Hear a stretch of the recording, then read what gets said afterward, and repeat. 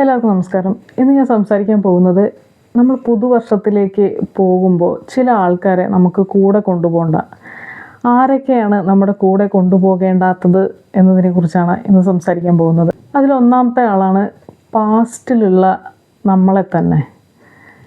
നമുക്ക് ഒരുപാട് ട്രോമയൊക്കെ നമ്മുടെ കഴിഞ്ഞു പോയ കാലങ്ങളിൽ ഉണ്ടായിട്ടുണ്ടായിരിക്കും അല്ലേ. ചെറുപ്പത്തിൽ ചിലപ്പോൾ നമ്മൾ ആഗ്രഹിച്ച അത്ര മാനസിക പിന്തുണയോ സ്നേഹമോ പരിഗണനയോ ഒന്നും ചിലപ്പോൾ നമുക്ക് നമ്മുടെ മാതാപിതാക്കളിൽ നിന്ന് കിട്ടിയിട്ടുണ്ടായിരിക്കില്ല.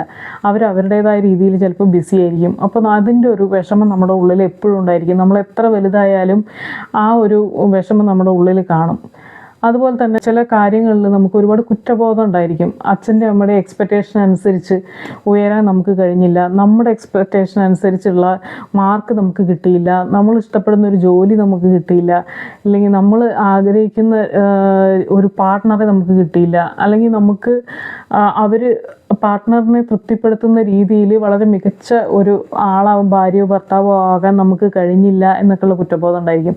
അതുപോലെ തന്നെ ആദ്യമായിട്ട് പാരൻ്റ് ആവുമ്പോൾ, നമ്മൾ അമ്മയും അച്ഛനൊക്കെ ആവുമ്പോൾ നമുക്കൊരു 100% കൊടുക്കാനൊന്നും പറ്റിയിട്ടുണ്ടായിരിക്കില്ല. നമ്മളിത് ആദ്യമായിട്ടാണല്ലോ ചെയ്യുന്നുണ്ടായിരിക്കുക. അപ്പോൾ അതിൻ്റേതായി നമ്മൾ ഒരുപാട് വിഡ്ഢിത്തങ്ങൾ നമ്മൾ ചെയ്തിട്ടുണ്ടായിരിക്കും. നമ്മുടെ കുട്ടികൾക്ക് അവർ ചിലപ്പോൾ നമുക്ക് മാർക്ക് ഇടുമ്പോൾ 10ൽ 2ഓ 3ഓ ഒക്കെ ചിലപ്പോൾ തരുന്നുണ്ടായിരിക്കുള്ളൂ.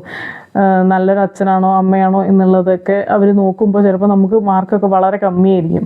അങ്ങനെ പല പല കാര്യങ്ങളും നമ്മൾ ആലോചിച്ചിട്ട് അന്ന് എന്ത് വിഡ്ഢിത്താണ് ഞാൻ ചെയ്തത്, എനിക്ക് എന്തൊരു പൊട്ടത്തരാ പറ്റിയത്, അല്ലെങ്കിൽ ആ ആൾക്കാർ എന്നെ എത്ര ഇതായിട്ടാണ് പറ്റിച്ചത്, ഞാൻ ഇത്ര വിഡ്ഢിയായതുകൊണ്ടാണല്ലോ അവർ എന്നെ പറ്റിച്ച് കളഞ്ഞല്ലോ എന്നൊക്കെ ഒരുപാട് കാര്യങ്ങൾ നമ്മുടെ പാസ്റ്റിൽ ചെയ്തിട്ടുള്ള അബദ്ധങ്ങൾ, കുറ്റബോധങ്ങൾ, തെറ്റുകൾ, അങ്ങനെ ഒരുപാട് കാര്യങ്ങൾ നമ്മുടെ ഉള്ളിലുണ്ടായിരിക്കും. നമുക്കതെല്ലാം കഴിഞ്ഞു, ഇനി പുതിയൊരാളാണ് എന്നുള്ള രീതിയിൽ നമുക്ക് മുന്നോട്ട് പോവാം. അടുത്ത വർഷത്തിലേക്ക് കിടക്കുമ്പോൾ നമ്മുടെ ഇതുവരെയുള്ള നമ്മുടെ പ്രശ്നങ്ങളെ, നമ്മുടെ ആത്മവിശ്വാസമില്ലായ്മയെ, നമ്മുടെ ഇമോഷണൽ മെച്യൂരിറ്റി ഇല്ലായ്മയെ, ചിലപ്പോൾ നമ്മൾ മിണ്ടുമ്പോഴേക്കും കരയുന്ന, പെട്ടെന്ന് ദേഷ്യം വന്ന് നിയന്ത്രണം കിട്ടാത്ത, പൊട്ടിത്തെറിക്കുന്ന അങ്ങനെയൊക്കെയുള്ള ആളായിരിക്കും.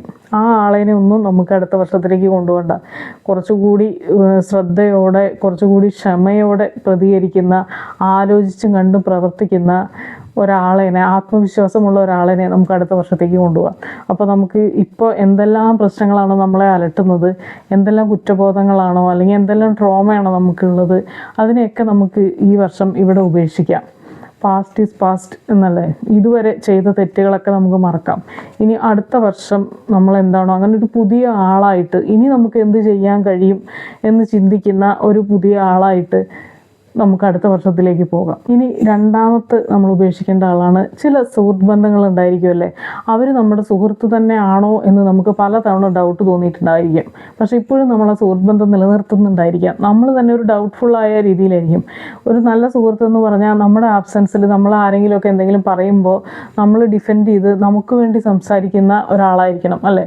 ഇപ്പോൾ ചിലപ്പോഴൊക്കെ നമുക്ക് അറിഞ്ഞിട്ടുണ്ടായിരിക്കും ഇവരെനിക്കെതിരെയാണ് പറയുന്നത്, എന്നെ കുറ്റം പറയുകയാണ് ഞാനില്ലാത്ത സമയത്ത്, അല്ലെങ്കിൽ ഈ കാര്യത്തിൽ അയാൾ എൻ്റെ കൂടെയാണ് നിൽക്കേണ്ടത് എന്ന് നമ്മൾ കരുതുന്ന സമയത്ത് അയാൾ ചിലപ്പോൾ നമ്മുടെ കൂടെ നിന്നിട്ടുണ്ടായിരിക്കില്ല.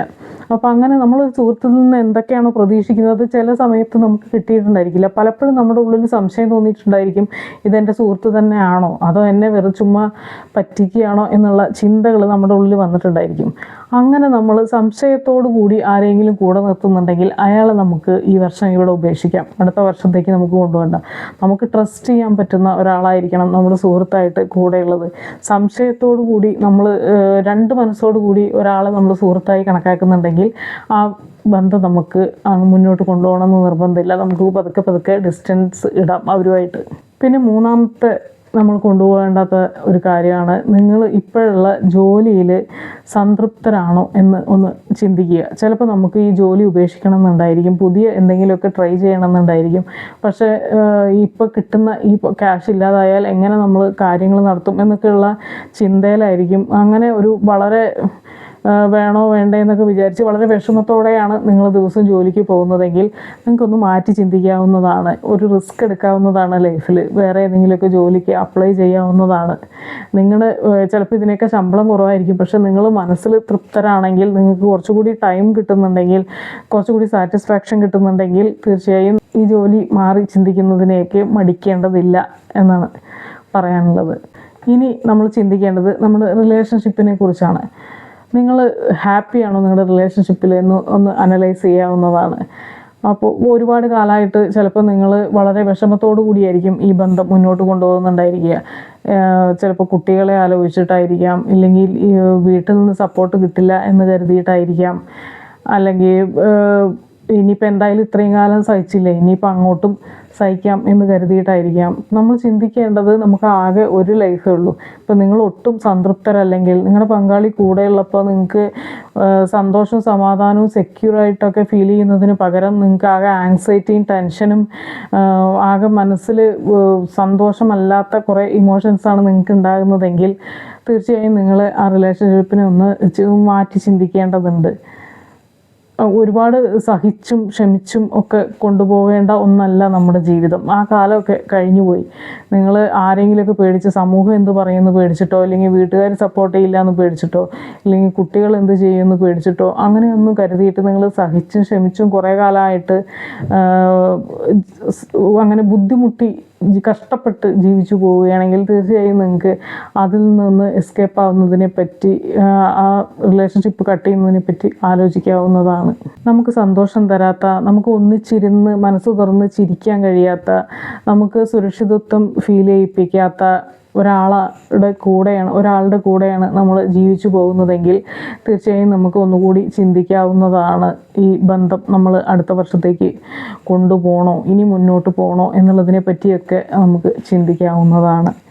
അപ്പോൾ ഇതുവരെ നമ്മൾ മടിച്ച് പിടിച്ച് സഹിച്ച് കഷ്ടപ്പെട്ടൊക്കെ കൊണ്ടു നടക്കുന്ന അതൊരു റിലേഷൻഷിപ്പാണെങ്കിലും, അതൊരു ജോലിയാണെങ്കിലും, എന്ത് തന്നെയാണെങ്കിലും, അതൊരു സുഹൃത്ത് ബന്ധമാണെങ്കിലും, ഇല്ലെങ്കിൽ നമ്മളോട് തന്നെ സമരസപ്പെടാൻ വേണ്ടി കഷ്ടപ്പെട്ട് പോവുകയാണെങ്കിൽ അതിൽ നിന്നൊക്കെ ഒന്ന് മാറ്റി ചിന്തിക്കാനുള്ള ഒരു സമയമാണ് ഈ ഒരു മാസം. ഡിസംബർ നമ്മുടെ മുന്നിലുണ്ട്. ഇനി അടുത്ത വർഷത്തിലേക്ക് കടക്കുമ്പോൾ ഒരു പുതിയ തുടക്കമാകട്ടെ.